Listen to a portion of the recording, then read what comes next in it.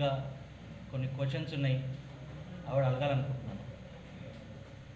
ఎవరైతే బీసీ నాయకులు ఉన్నారో టీడీపీలో వాళ్ళని గుండె మీద చేసుకొని చెప్పమంటున్నాను, అక్కడ ఏం న్యాయం జరిగింది.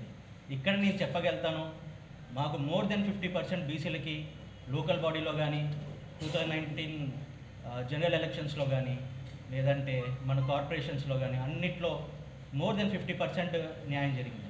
కానీ అక్కడ కనీసం 10-15% అయినా న్యాయం జరిగిందా? మీరు ఏ రీజన్తో మీరు అక్కడికి వెళ్ళి వాళ్ళ వెనకాల తిరుగుతూ వాళ్ళు మాకు న్యాయం చేశారని వాళ్ళకు ఓటేయాలని ప్రజల్ని కోరుతున్నారు.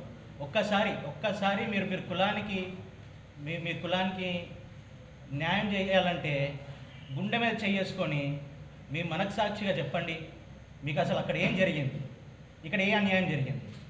మీ అందరికీ టీడీపీలో మిమ్మల్ని అందరినీ అక్కడ కాళ్ళ కింద పెట్టిన మిమ్మల్ని ఇక్కడ మా జగనన్న తల మీద పెట్టుకొని చూస్తున్నాడు.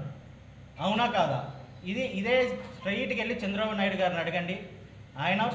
ఆయన బీసీలని ఎక్కడ చూశాడు, అదే జగన్మోహన్ రెడ్డి గారు బీసీలని ఎట్లా చూస్తున్నారు. మీకు స్ట్రైట్ అవే ఆన్సర్ దొరికిపోతుంది. మీరు 2019 ఎలక్షన్స్ జనరల్ బాడీ ఎలక్షన్స్ నుంచి ఇప్పటి వరకు చూస్తూనే ఉండండి. More than 50%. ఎక్కడైనా కొంచెం తక్కువైనా మాకు చెప్పండి. అదేం లేకుండా వెళ్ళిపోయి జనాల్ని ఏదో ఒకటి చెప్పి అన్యాయం జరిగిపోయింది అదని ఇదని వెళ్ళి అడగటం కాదు. మీకు ముందు ఒక నిజం మాట్లాడే దమ్ము లేదు.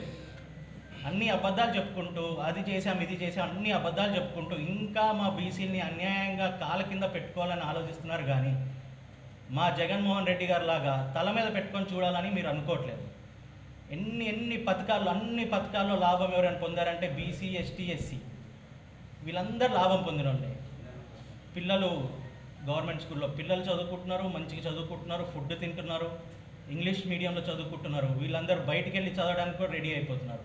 అదే 19 ముందు ఎట్లా ఉన్నారు, చినిగిపోయిన బట్టలతో, ఫుడ్ సరిగ్గా లేకుండా ఇవన్నీ జరుగుతూ ఉంటాయి.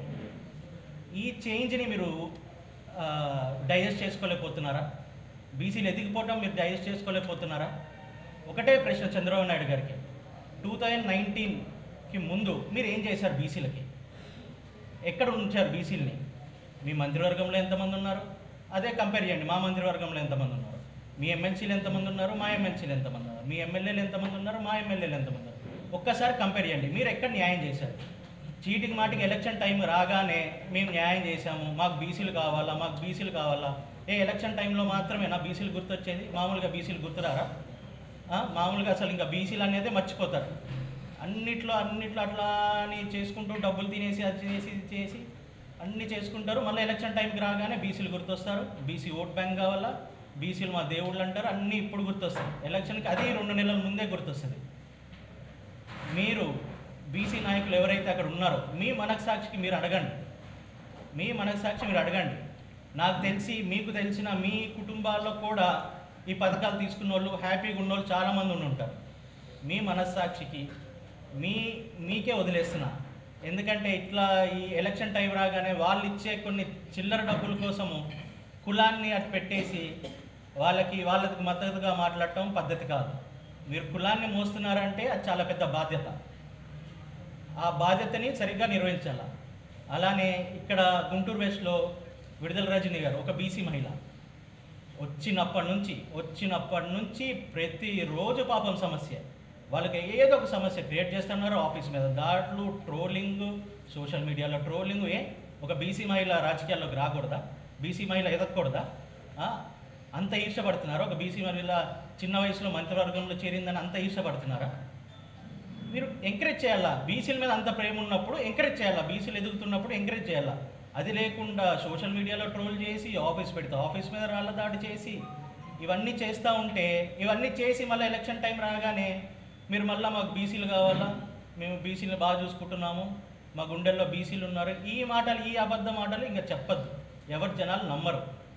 డిసైడ్ అయిపోయారు. 175కి 175 జగన్మోహన్ రెడ్డి గారికి వేసి గెలిపించి ఆయన ముఖ్యమంత్రిగా చూస్తున్నాం. బీసీలందరూ డిసైడ్ అయిపోయారు.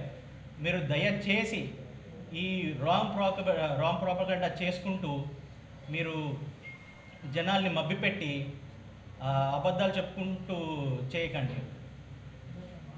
గుంటూరులో రజనీ గారిని మేము గెలిపిస్తున్నాము, బీసీలు అందరం ఇక్కడ తోడుగా ఉన్నాము రజనీ గారికి.